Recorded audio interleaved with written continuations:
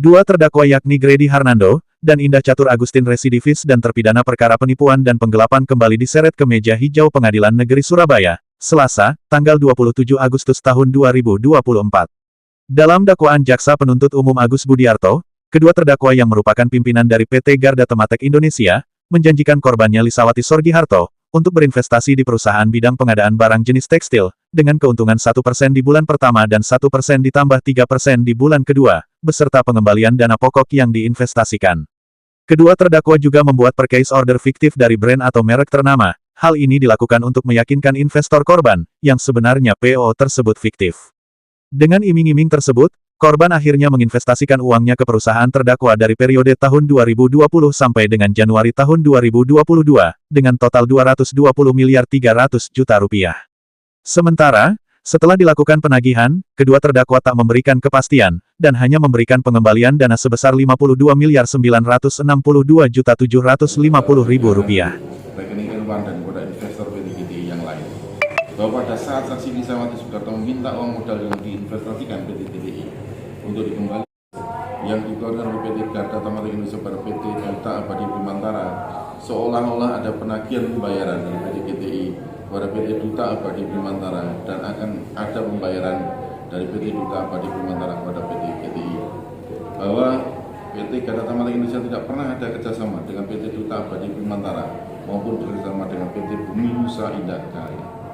Bahwa akibat perbuatan terdakwa Grady Harnando dan terdakwa Indah Catur Agustin, saksi Lisawati Soeharto mengalami kerugian kurang lebih sebesar 171 miliar 750 juta rupiah karena dari total nilai investasi yang dilakukan saksi Lisawati Soeharto hanya diberikan bagi hasil sebesar 52 miliar 962 juta 750 ribu rupiah dan tidak sesuai dengan yang disampaikan terdakwa Grady Harnando dan terdakwa Indah Catur Agustin pada saat membujuk saksi Lisawati Soeharto untuk menginvestasikan modal ke PT GTI sehingga saksi merasa dirugikan. Perbuatan terdakwa Grady Harnando dan terdakwa Indah Catur Agustin sebagaimana diatur dan diatur dalam pasal 378 KUHP untuk pasal 50 ayat 1 ke 1 KUHP. Atau kedua mau izin, Mas kalau diizinkan untuk dibacakan. Ya, oke, silakan. Terima kasih. Atau kedua, perbuatan terdakwa Grady Harnando dan terdakwa Indah Catur Agustin diatur dan diancam dalam pasal 372 KUHP yaitu pasal 55 ayat 1 ke 1. Usai persidangan, penuntut umum menerangkan bahwa kedua terdakwa merupakan residivis dengan kasus yang sama, korbannya berbeda namun modus penipuannya sama yaitu investasi. Alternatif. Yang pertama pasal 378 tentang penipuan, tapi karena bersama-sama berarti kita untukkan penyertaan pasal 55 ayat 1 ke 1 KUHP. Atau yang kedua penggelapan 372 yaitu pasal 55 ayat 1 ke 1 KUHP. Dari fakta yang kami dari berkas perkara yang diajukan ke penyidik, itu kedua terdakwa ini membujuk orang lah untuk menginvestasikan dananya ke PT GTI yang dibentuk mereka. Nah, ternyata PT GTI ini harusnya kan bergerak dalam bidang usaha untuk pengadaan alat-alat kayak matras, kayak bed cover selama musim COVID kemarin 2019-2020. Kenyataannya tidak ada kegiatan untuk itu, tetapi digunakan untuk langsung masuk ke rekening pribadi mereka sendiri.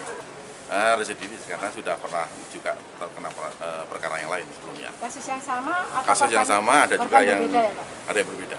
Seperti kami dakwaan tadi kan dari investasi yang 220 miliar sekitar itu baru dikembalikan 52 miliar sehingga sisanya 170 M.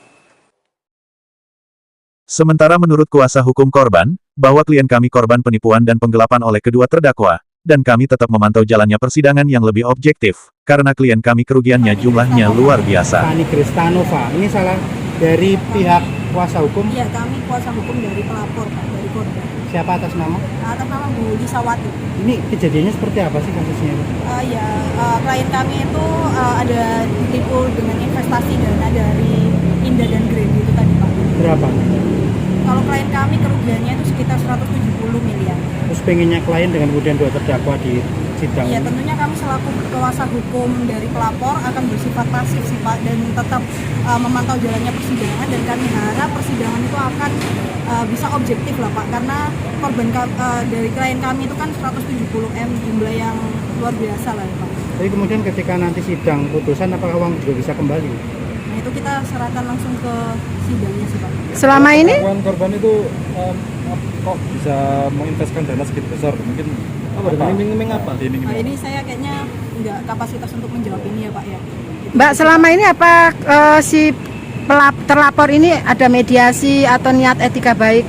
Ya, saya ini sih Bu, belum bisa menjawab ini. Nanti ikuti persidangannya aja seperti apa kayak. Dari Surabaya Rahayu mewartakan.